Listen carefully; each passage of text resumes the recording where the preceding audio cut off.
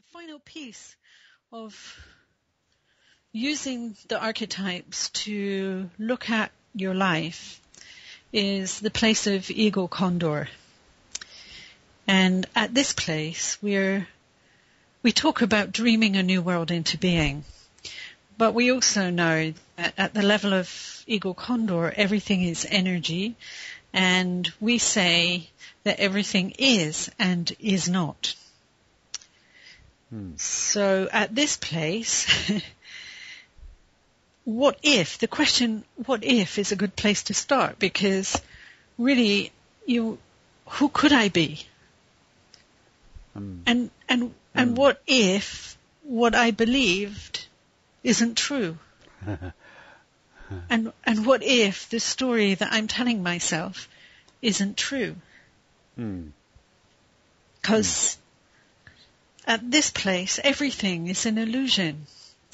And that's really hard for the mind to grasp, especially the ego, who is the part of us that wants to keep us fully functioning in the world, right down here on earth. And at the same time, it's the part of us that creates the stories. And if you see a story, your personal story is really a myth. And according to Joseph Campbell, and I really get this, a myth is really simply a collection of beliefs that we hold. So, which can be shifted. Of course, Changed. Because you simply change what you believe, and the world changes.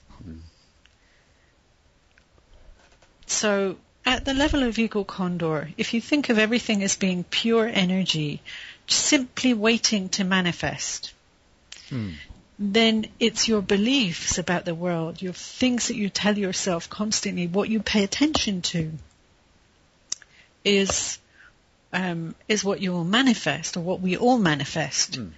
And the universe simply is waiting for us to decide. And it will conspire with us to create the life and the experiences that we want. Yes, indeed. It's a dance that's waiting to happen, which can be a tortuous one or a wonderful one. Absolutely, because this is the place of possibilities. And here at the place in the world of possibilities, everything is possible. So, if that's true, then here at this place is closest to the place of source, if you like, the place of pure energy. If we can make a shift there, then we can begin to bring that shift from eagle all the way back down through those archetypes, through hummingbird, through jaguar, into serpent, into the place of the physical. Then we can change our lives completely. We can shift the momentum of our life from going inexorably in one direction, shift it and go in a completely different direction. But of course we have to have all our archetypes on board. Yes. Yep. And so that brings me to the next piece, because if you want to jump from one timeline to another, leap across and download a new destiny, you can do that at the place of eagle.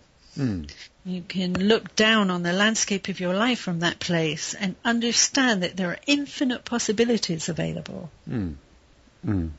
Then you can look and say, look what I've created. Which is what we've just done. What are the beliefs that I hold that help me to create this? And so rather than it being what can be off-putting, we referred to earlier, the blank canvas, the blank piece of paper, the blank screen. Actually, it's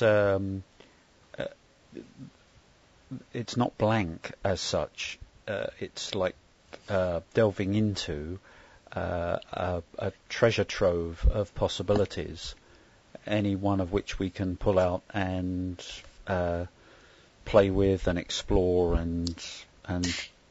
Well, yeah, and isn't that what our many lives have been about anyway? Isn't that what we've been doing lifetime after lifetime? Opening the treasure box and saying, what shall I be? What do I want to experience this lifetime? Calling that up and dancing with it for a whole life. I'm just thinking of a dressing up box, actually. Yeah. It's Mr. Ben's shop. Absolutely. For those of you that might know anything about that. But yes, yeah, exactly. It is exactly that. Let's put on this life, these clothes, this character, and explore. And of course, the difficulty that we have is that we get stuck into thinking this is it, this is who we are, and not be able to shift our way out of it. So the stuck happens when we get wounded or we have some kind of experience that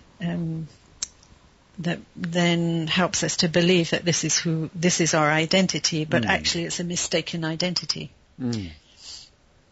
And so a clear case of mistaken identity. Yeah, exactly.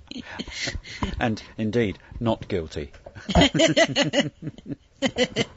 Just having the experience. That's how the innocent survive, I guess. Yes. And talking of innocence, it is when we do soul retrieval that it's that innocence that we're bringing back.